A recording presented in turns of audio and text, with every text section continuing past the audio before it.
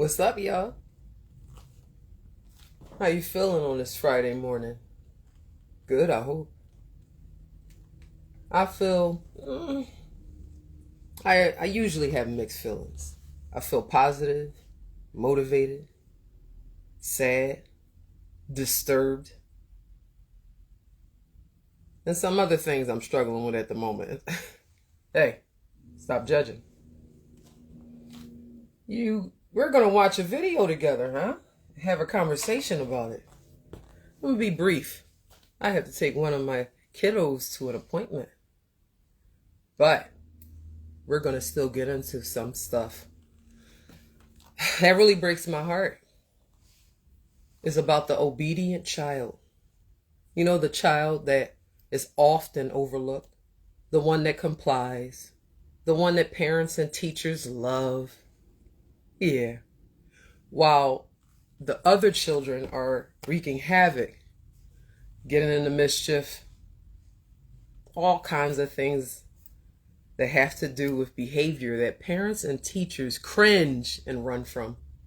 Yeah, gotta love it. So this video helps me explain things in a way that makes sense to me. So I want to share it with you and hopefully touch the lives and souls of other children that may have grown into adults that have been the obedient child and now live as the obedient, people-pleasing adult. Talk about stressful. That's my story. Let's get to it, shall we? Now, I don't own the rights to this. This is simply a video I pulled off YouTube. Yeah, it's that easy. Just a YouTube video, you know what I mean? This is my opinion. Sure, I'm a medical assistant. Sure, I'm a certified nursing assistant, amongst other titles.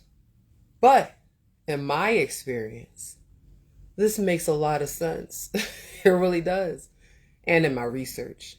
So let's get into it. Now, I did write trigger warning on here. If you in your feelings, maybe you don't want to start your day off being this real, I hope you have a wonderful day. You might want to swipe past me because I keep it a bean over here. I keep it 100% honest, truth. So if you like sugar-coated situations, conversations, etc., it was nice meeting you.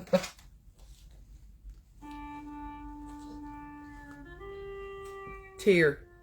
Have you ever noticed how the quietest child in the room is often the one carrying the heaviest burden? The one who always sits politely, never interrupts, never asks for too much, and always follows the rules. On the surface, they seem like a parent's dream, a teacher's pride, the model of discipline and obedience. But beneath that calm exterior, there is often a silent ache, a hidden pain that rarely gets noticed because it hides behind smiles, nods, and the word yes. And the truth is, what looks like perfect behavior in childhood often leaves behind scars that are difficult to explain. This is the story of the obedient child, not just the child you might remember from your past, but the child that still lives in so many adults today. Ooh-wee. Warning, trigger warning. This is how I build new products using Axio. Hey, bear with me. YouTube has commercials. You guys know that. It's about to go down though. This is a tear jerker, especially if you lack the knowledge.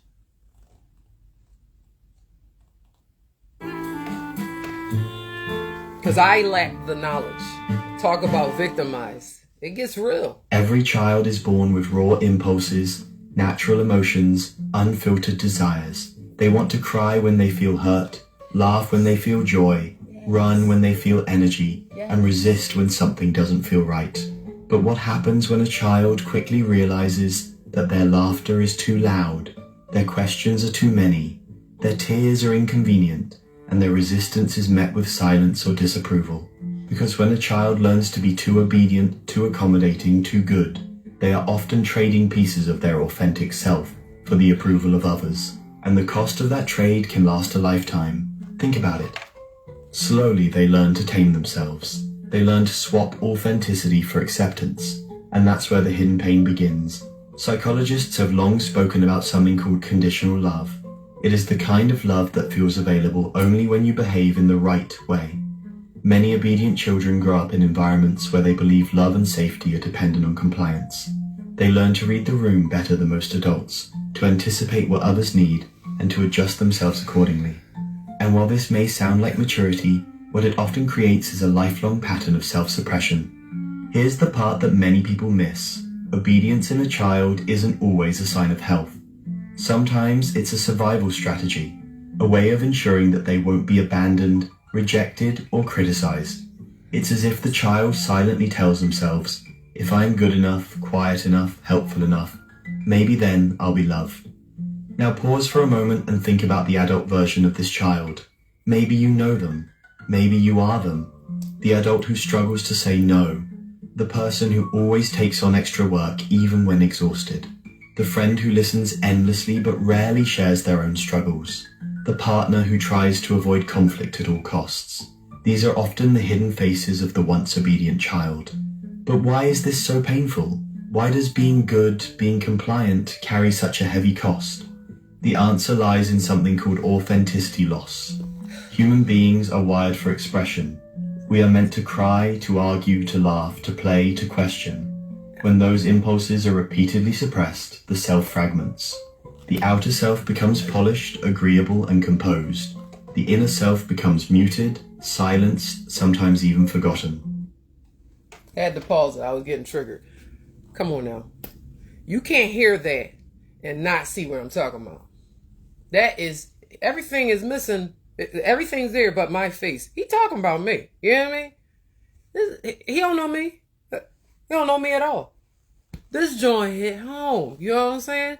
I won't be doing some research, digging a little bit more into it. But I got a lot going on. But when I tell you, oh my God, starting as a child, my abuser set me up from the jump. I couldn't have known the fool I was making of myself. Do you peep game? So if you're an adult and you have a massive people-pleasing injury, don't be hard on yourself. Let me release you from that. That more than likely started at childhood. I'm not saying for everyone. Most people starts at childhood. And you're not responsible for that. Our parents they're responsible for our exposure. That's just what it is, even if they're trying to do the best they can. It's a lot of damage going on around here, and it's a lot of people that turn a blind eye and lack accountability. Oh, but you got the right one. I'm here to let you know about yourself. Hey, let's not be full of crap. If you know you're wrong, you're wrong. But most of us have inner child wounds that we acting like we don't have. They're there. I'm going to need you to get over yourself. The world can't afford to wait till you feel like some stuff. Find a mirror and look past the external. I'm going to need you to look internal and stop running on batteries, fulfilling a lifestyle that may not be authentic. How many people are you pleasing currently other than yourself? And go. Time's up. I think you get the point. Let's get back to some more of this depression is what I like to call it. Because boy, yo. And over time, that inner voice whispers less and less until the person doesn't quite know who they are outside of pleasing others. I want to ask you a question. Have you ever wondered why so many adults struggle with identity, purpose, or self-worth? Could it be that their earliest lessons weren't about discovering who they were, but about shaping themselves into who others needed them to be? That's the silent inheritance of the obedient child. And here's something fascinating. Research in developmental psychology shows that children who are excessively obedient often score lower on measures of self-esteem later in life. Why? Because they were never given the space to build an identity. Find calm with Color Oasis. Facts. They were never given the space to create an identity. For whatever reason, that child was heavily influenced to please the parent or the guardian. Now, I'm not saying that our children should not have opportunities to make us feel proud of them. This is not about that. It goes much deeper than that. I'm going to need you to keep up. It's more about people pleasing. Rather, the child is doing well in school, this and that. It has a lot to do with control. And sometimes our parents have wounds because their parents might have been broken and didn't know what they were doing. The mental health is serious, you know?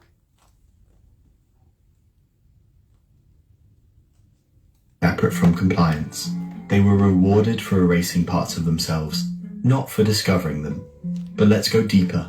Imagine a child who desperately wants to draw in bright colors, but is told to stay inside the lines. Imagine a child who wants to ask why the sky is blue, but is silenced because the question is inconvenient. Imagine a child who wants to say, "I'm sad," but instead smiles because sadness is not welcomed. Over time, that child learns that self-expression is unsafe, and what's unsafe becomes buried. But buried feelings don't disappear. They transform, sometimes into anxiety, sometimes into perfectionism, sometimes into a deep sense of emptiness that even achievements cannot fill. This is the paradox of obedience. Society praises it, parents showcase it, teachers reward it, but rarely do we pause to ask, what did that child have to sacrifice to be so good? Now let's open a curiosity loop here, because the obedient child grows up believing that their worth is tied to performance, to helpfulness, to harmony. But what happens when the adult version of this child finally encounters a moment where obedience is no longer enough? What happens when they follow all the rules at work but still get overlooked? When they give endlessly in relationships but still feel unloved? When they remain quiet in friendships but still feel invisible? That's when the hidden pain surfaces. That's when the cracks begin to show. See, the story of the obedient child is not about childhood alone. It is about how early patterns echo through adulthood. It is about how silence turns into people-pleasing, how compliance turns into burnout, and how the quest for approval turns into a lifelong battle with self-worth. Yo, this dude is on point. So true. So true. This is so my story. You understand? I had a few trauma bonds with my siblings, cousins, abuser. I'm still not going to identify that. You put it together, you put it together. I'm not going to validate it. But oh my God, when I tell you I was set up for the approval trap, I cannot make this up. I literally lived most of my relationships that way, seeking approval, external. That I need someone else to validate me all the time because I just simply didn't know how to do it. I was enabled from very young. And maybe you have been. And maybe you still have your abuser in your life. You see, one thing I had to do is my abuser obviously is a very close family member. And I still wanted his approval to this day. But as I learned in therapy, psychotherapy, that abuser is an addict. Now you should already know where this is about to go. He's an addict. Crack addict before, alcoholic, substance abuse. Listen, addict. When you're an addict and you're raising children, first of all, I'm going to pray for you. Second of all, I'm super going to pray for them kids because what's about to go down in that family dynamic is just so wrong. Oh, so wrong. The long-term damage is amazingly horrifying. Let me be the one to tell you. Because not only did my abuser, I was a very obedient child, you understand? And with me being high arousal, I was always hyper, you know, looking for some type of thrill often. So I was consistently trained to do certain things, to watch my siblings in certain ways very early on. We're talking 7 years old, 8 years old, away from my mother, trained to be a certain way. So I just trickled that down to my siblings. Had no clue I was trauma bonding myself with my siblings. I mean, how can I know this? But I suffered massively, and no one showed no compassion for me other than my mother. The same mother that most of my family members was trying to get me to abandon.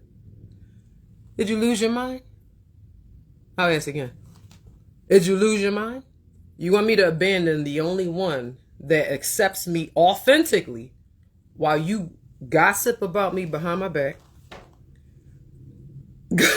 No, we gonna talk about it. Yeah, so like I said, any cheeks that's tight, I can't apologize because I'm keeping it a bean. But you can absolutely scroll that way or whatever way and have a wonderful day. Gossip about me to my children. Spread rumors about me throughout the family. All in an attempt, a desperate one I might add, to control me because I'm very easily controlled, especially in the past. Shame on you. All because you want to hide your wounds that your childhood trauma gifted you. You're a coward and don't know how to fix yourself. So you create a lifestyle that's full of bleep. And you say, all right, now I have cognitive abilities by my side because I don't have a cognitive deficit. No, I'm acting like the person that's actually a victim, but about to victimize others that maybe have a cognitive deficit. You know what I'm saying? Have a weakness that's their strength, and they can be easily manipulated like I was able to be, you know? So let's see, that person's not good with budgeting and, you know, time management. I'm great with it. So what I'll do is I'll convince them that they need me. That way I don't have to reveal that I really need them. If you don't get come on now. Is that not BS? How many people are actively doing that and getting away with it? And I can see it.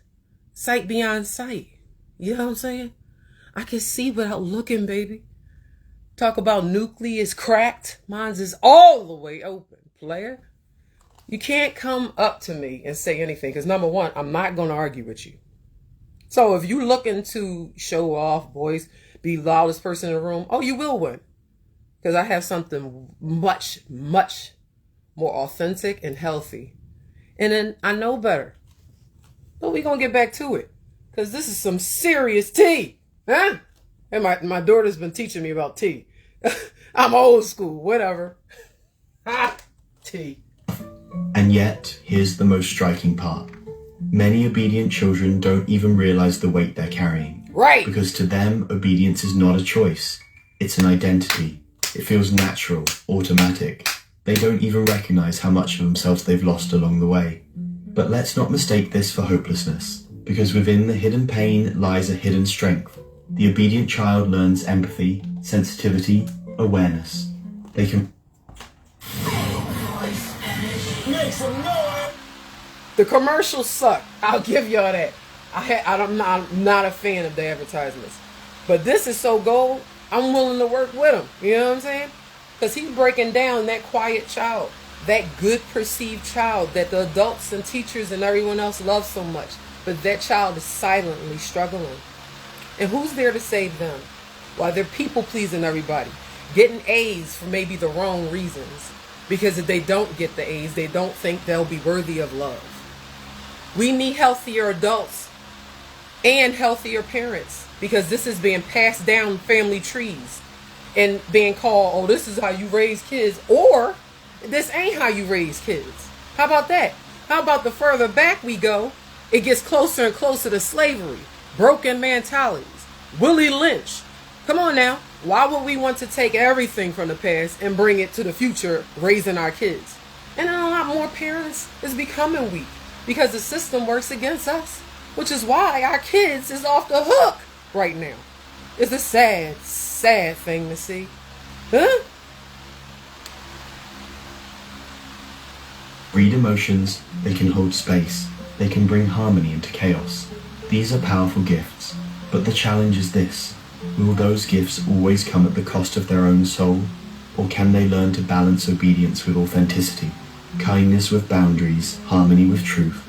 The obedient child's journey is ultimately about reclaiming voice, about rediscovering that their value doesn't depend on constant compliance, but on their inherent worth as a human being. And this realization is not just healing, it is revolutionary. Because when an obedient child finally learns to speak their truth, they don't just free themselves, they free generations that come after them.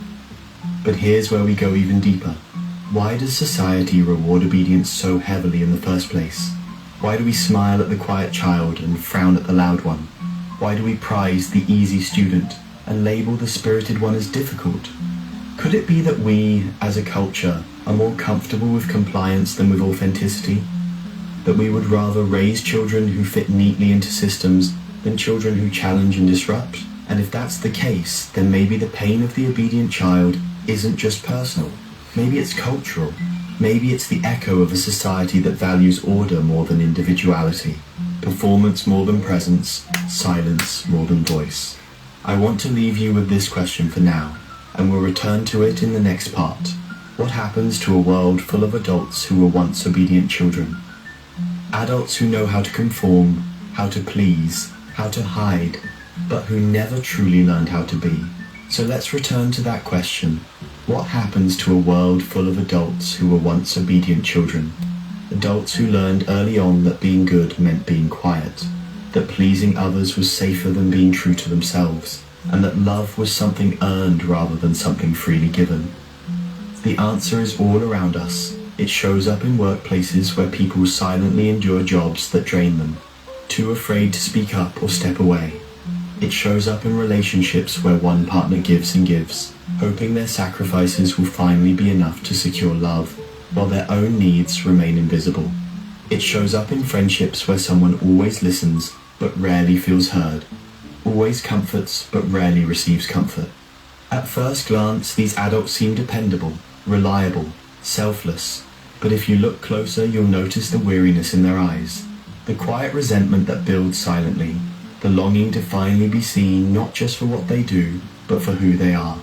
And here's the truth. This hidden pain often goes unnoticed because obedient adults rarely make noise. They rarely demand. They rarely disrupt. But inside they carry a silent fatigue, the exhaustion of living a life that feels more like performance than authenticity. Now let's pause and look at this through psychology. Ooh, we on a roll. I'm going to grace you with some information. Have you ever heard the term dark empath? Think about it. Now, dark empath, it's not a clinical term, okay? The term dark empath, is not a formal psychological diagnosis found in the DSM-5. No, so don't look in there. You won't see it. But is used to describe a specific pattern of behavior. Do you know how many dark empaths I have in my family? We talking my whole family tree. Huh? Listen. Oh my God. Let me let you know. Feel free to challenge everything I'm saying. Don't believe me at all. Go research it. Unless you're too lazy to. Come on now. Let's be honest. I mean, I get lazy with a lot of stuff. Here's one of my Achilles. If it's not fun, I really don't want to do it. And I'm 41. That's some honesty for you, because a lot of times adults try to play like they know everything. Like they the pillar of, listen, I'm not about to be sitting here lying to you. Yeah, I get lazy, but I'm not really a procrastinator. By default, me being high arousal and high energy, I have the energy to do things.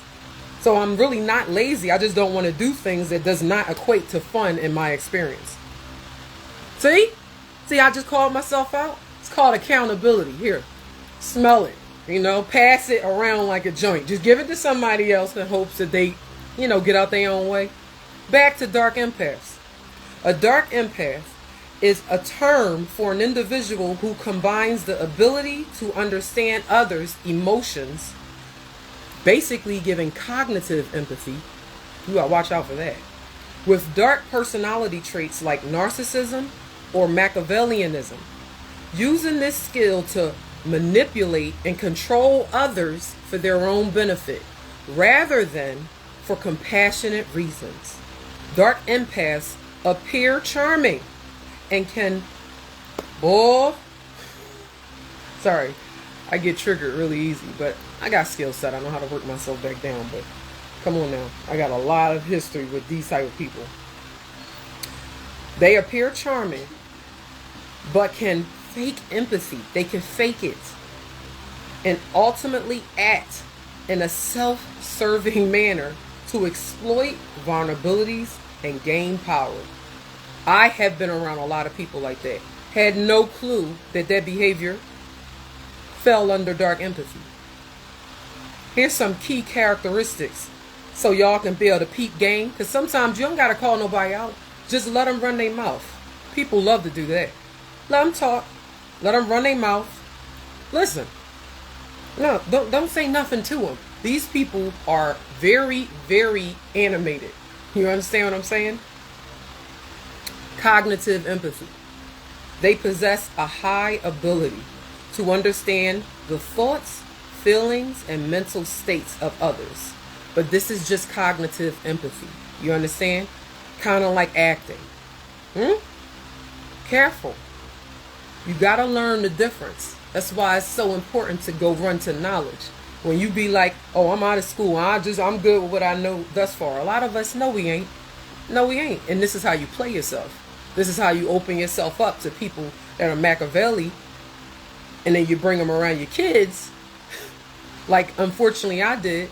I didn't know some of my family members were dark empaths. I exposed my children to that behavior.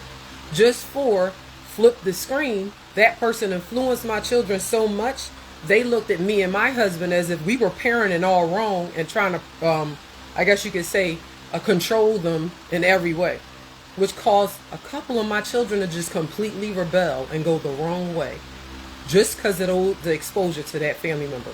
And to children in the school, but when an adult validates a child's behavior that is completely inappropriate, it ain't much you can do as a parent. Because that exposure already did the damage. You can't unexpose your child once they've been exposed to the BS. Oh my God. More about a dark empath. Manipulative intention. Listen to this one. Oh, I'm ready to smack this.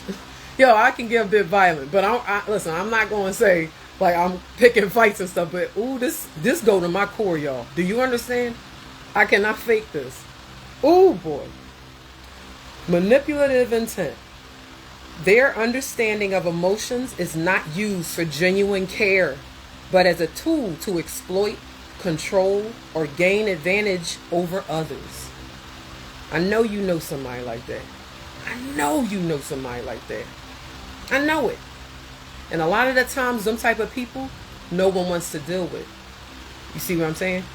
Especially in the family tree. Ooh, they run the family tree down to the damn ground. Do you understand what I'm saying? And because don't nobody got the patience for their argumentative ways, their manipulative ways, they kind of get away with it. Huh? And what does that say to the direction that the family is going? Come on, stay with us, sister. Dark personality traits. You know about that? Let me tell you.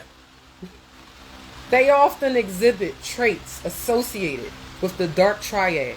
Do you know what the dark triad is? I'm going to hook you up with that on another video. Stay with me, folks. I'm going to need you to do some research. Including narcissism, Machiavellianism, and psychopath. If you follow me on TikTok, I just put the definition of psychopathy on my ooh-wee. Everything but a few of my family members' faces is missing from that definition. Huh? Oh my God. Superficial charm. Dark empath. Ooh, that one, you can see that a mile away. That superficial charm. Oh my God. Dark empaths. They can appear incredibly charismatic. Ooh. And compassionate, y'all. They doubling up on you. Often making people feel seen and understood to draw them in. Come here. Come here. Let me play in your face. This is basically what they saying, but they ain't saying it. You know what I mean? Oh my God. Lack of true, effective empathy. is what they have. Dark empaths. While they understand what others are feeling, they do not genuinely experience those feelings themselves. You see, because something in most dark empaths, my opinion, happened in childhood where they had to survive something difficult. So children are smart. They'll instantly turn certain feelings off that they know won't get them seen, noticed, whatever it is that they need to survive. And a lot of them do that mindlessly. So what's going to happen? They're going to grow up into an adult that has no access to them feelings because they were turned off when they were a child. And most adults, in my opinion, they don't revisit their childhood trauma self within themselves to go see what did I do to survive so I can reparent myself and be available as an adult today. Don't nobody, listen, where I'm from, don't nobody talk like that. Nothing that I'm saying was ever something that was discussed in my family or a family reunions. No, this doesn't come up. So how can people know to fix themselves? I get frustrated with that old common sense. Listen, shove your common sense. Some people ain't so lucky. They're exposed to the BS, or at least completely manipulated starting as a child. You can't know to undo anything. So if you don't have compassion for them type of people, shh, no one wants to hear what you got to say. I know I don't. I only associate with people that have compassion, remorse. If you lack that, I wish you well. You're a very unique individual because I've researched you too. That's another lie. Back to some more about the dark empath.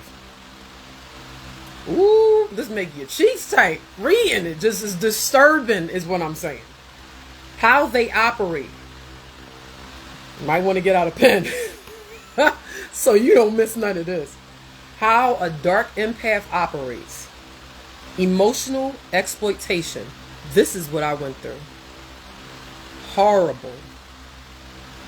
They are adept at identifying and leveraging others' vulnerabilities and weaknesses to achieve their goals.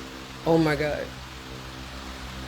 I have been a victim of that. My abuser, siblings, just completely ignorant on my part. Couldn't know, I couldn't have seen it coming. Some cousins, some so-called friends. Ooh. Also, calculated behavior. Their actions, even those appearing caring or compassionate, watch them. They will act like they about to get a Grammy. You will be like, oh, they really care about me. Nigga, they don't give a damn. They totally capping. Totally capping them because you may not be educated. You can't see it coming. They about to play all up in here.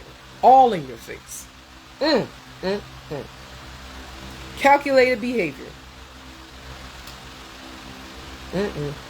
Their actions, even those appearing caring or compassionate, are carefully calculated to serve their own agenda. Yes, I was a victim of this. Big time. Big time.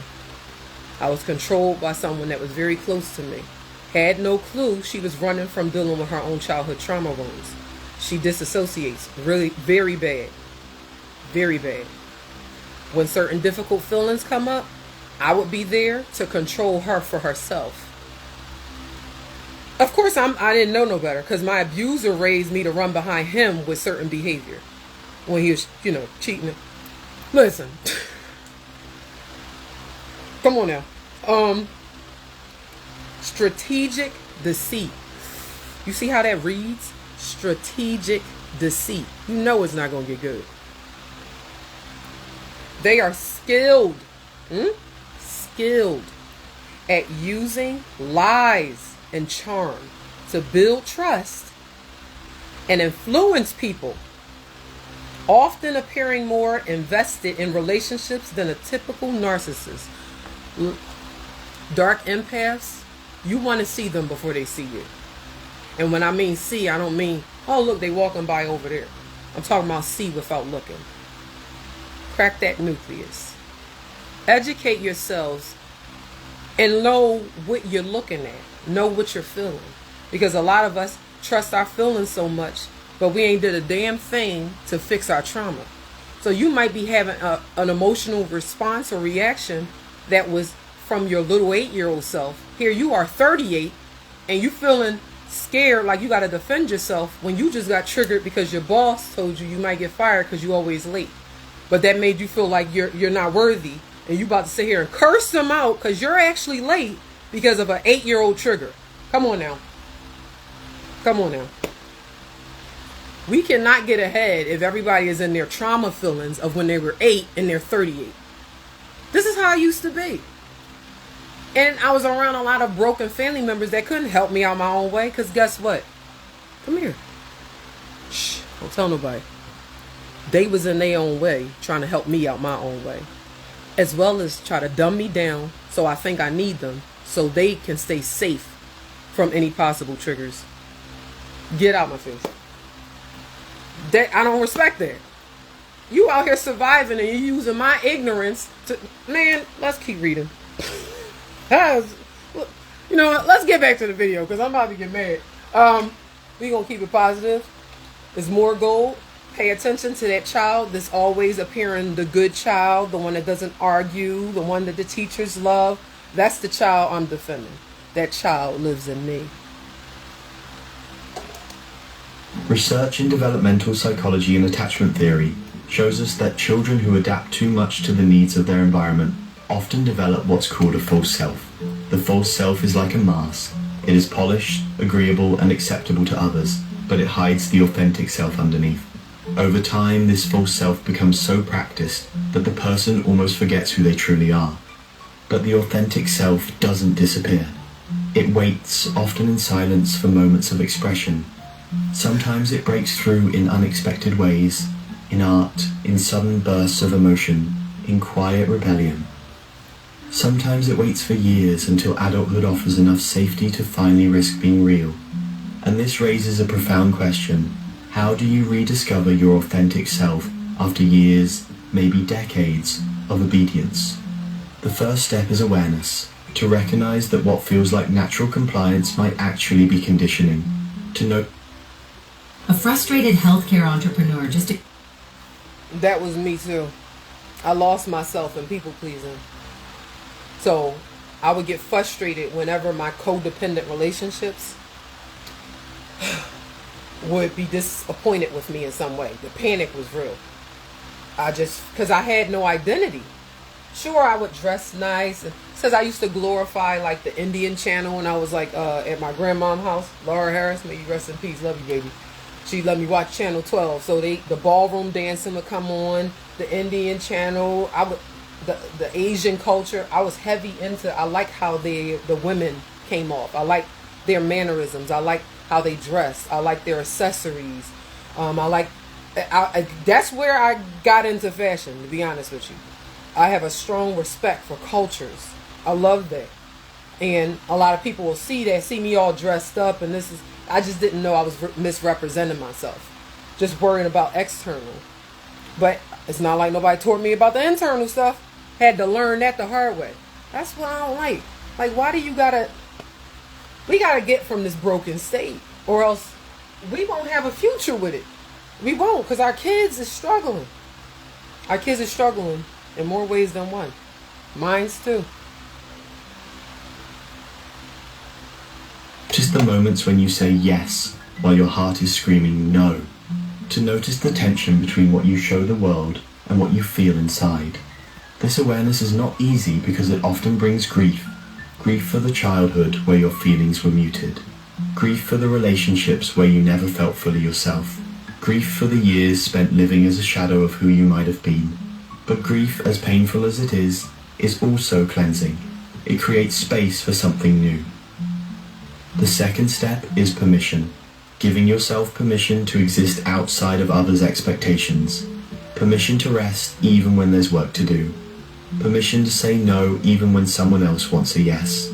Permission to express feelings that are messy, inconvenient, or vulnerable. This permission is the beginning of reclaiming the self that obedience once buried. And then comes courage. because choosing authenticity is not always easy. Sometimes it disappoints people, sometimes it creates conflict, sometimes it challenges systems that depend on compliance. But here's the paradox. Only through that courage can you discover relationships, careers, and communities that love you, not for your obedience, but for your truth. But let's step back for a moment. Why is this conversation important for all of us, even if you don't see yourself as an obedient child? Because society is built on the backs of obedient adults. Our systems, schools, workplaces, even families, often rely on people who quietly follow, who adjust, who suppress. And yet, the greatest innovations, the most profound art, the most meaningful social change has always come from those who dared to break out of obedience. This is why the hidden pain of the obedient child matters, because if we do not see it, if we do not name it, we risk raising generation after generation of adults who can function, who can comply, but who never truly live. And here's where hope enters. The obedient child is not doomed to remain hidden forever. Many adults who once carried this silent pain eventually begin to awaken. Sometimes it happens in therapy, sometimes through a supportive friend or partner, sometimes through art, writing, or spiritual exploration. And sometimes it begins with something as simple as asking yourself, what do I really want? What do I really feel? What would I do if I stopped trying to be good and started trying to be real? These questions can feel terrifying at first, but they are also liberating. They begin to peel away the layers of obedience to reveal a self that has been waiting patiently underneath. Had to stop it again. On point. When you're consistently compliant and forced to as a child in some form or fashion, you lose your authentic self. You grow up, it's almost like your soul is lost but way before you hit 18. So you just purposelessly running on a battery, pleasing other people. This is horrible. And if you have people that are codependent to you, and they mean you harm, and it's disguised. Let's say you get an inkling, something doesn't click, and you go how to have a conversation with someone that's actually abusing you, but don't want you to find out. They're going to invalidate the shit out of you in that conversation. Do you understand what I'm saying? And how do you know not to go to them? Because they've been disguising. They really don't like you all this time. They just using you. And this is what I went through. This is what family members have done to me. I might as well have been the court jester. Like, if you don't listen, I'm going to tell y'all what the dark triad is. I'm going to do a video on it, but I want to at least scratch the surface for my followers so they can, peep game. Because it's trifling. My opinion, the dark triad is a psychological concept describing 3 distinct but overlapping personality traits that share hold on, let me get my mouth together. Malevolent qualities. Narcissism, characterized by listen, work with me, y'all. I absolutely stutter. Absolutely. Reading was not my strength in school. Not my strength. Work with me. So I'm going to read that over. Characterized by grandiosity and entitlement. Machiavellianism, defined by manipulation and deceit for personal gain. And psychopathy, involving a profound lack of empathy, remorse, and antisocial behavior. Oh my God. These traits are considered dark because they're harmful and self-serving nature, often leading to negative social outcomes. Yes, and yes, my abuser is absolutely the dark triad characteristics. All up and down his behind, dark triad. He eats, sleeps, and breathes dark triad. And my heart goes out to him. He lost his mother. And, He got worse. He got worse. But when I tell you, my heart really goes out to my abuser. I know that kind of sounds off, but it's a family member who I'm talking about. So it's like I used to have a serious love-hate for him. I ain't gonna get into some of the things, but yeah. So he definitely had these behaviors, and it affected me and my other family members severely. The 3 traits: narcissism, Machiavellianism, psychopathy, specifically. So narcissism involves an inflated sense of self-importance, a need for admiration, and a lack of empathy for others. One of my closest siblings struggles with that. And now I understand why she does. I hope you get the help that you need if you're watching this. Because even though we don't talk anymore, because you asked me to go away, I still love you unconditionally. I've always have. I accept you exactly how you are, broken. Moving forward. Machiavellianism, characterized by a cynical worldview and a tendency to manipulate and deceive others to achieve one's goal. Ooh-wee. Some of my children struggle with that. And I love you too. Always. But wrong is wrong. You got to get the help that you need, especially because I've always been there for you and you know better. So if you're watching this, I love you to life. Moving forward. Psychopathy involves a fundamental lack of empathy and remorse. You know people like that? They don't have no empathy or remorse. You could be bleeding and your bones sticking out and they don't give a damn, nor are they emotionally affected. Had a lot of those kind of people around me. Still do, in some ways. It's amazing what people are ignorant to when it comes to what they're suffering with. Because you're just running on and on like a battery. Pleasing everyone but yourself. Don't even realize you're struggling.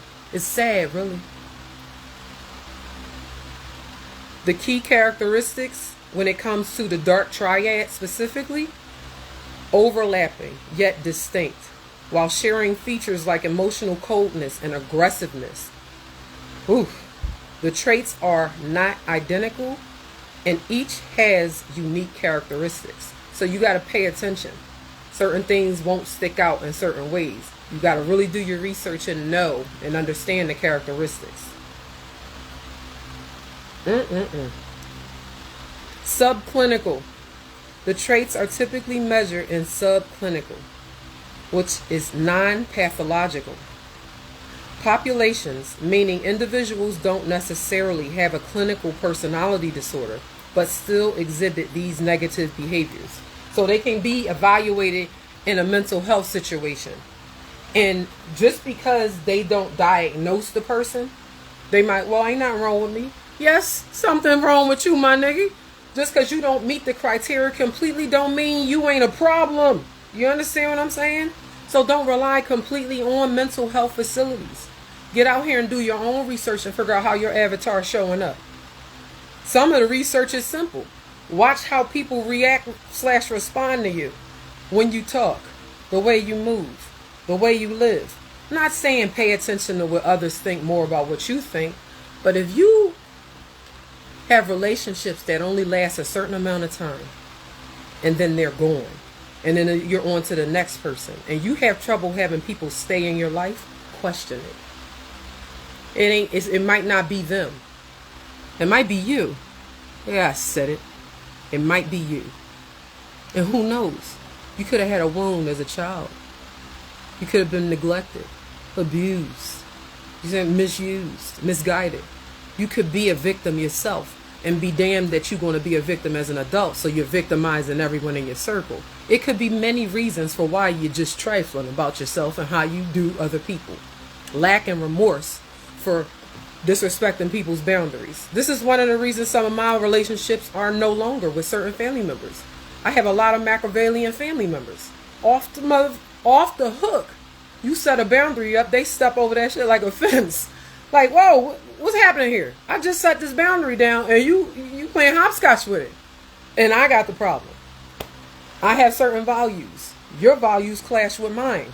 I got certain women in my family that are more,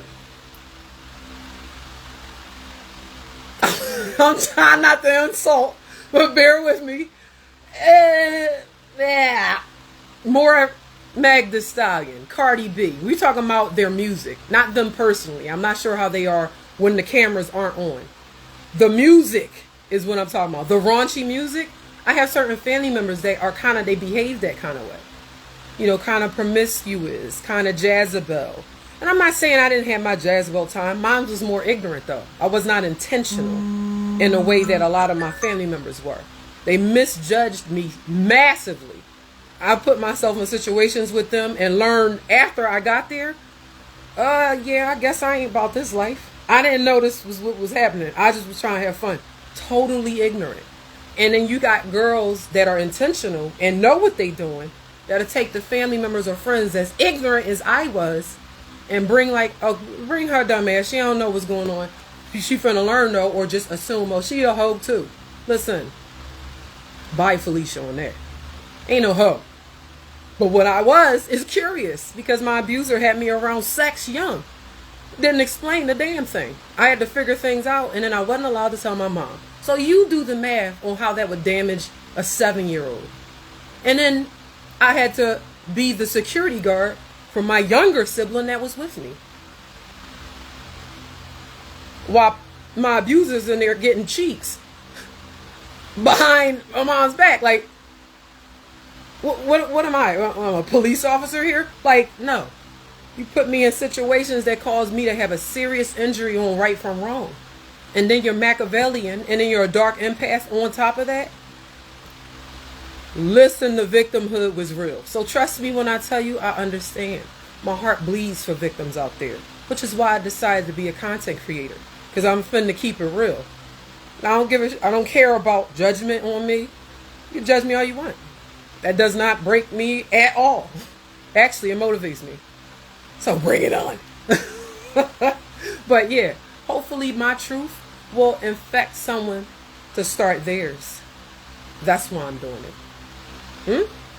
And the second reason, which really is the first reason, my babies. I'm going to be an empty nester in some form or fashion. My youngest two are in 11th and 12th. They're becoming more and more independent.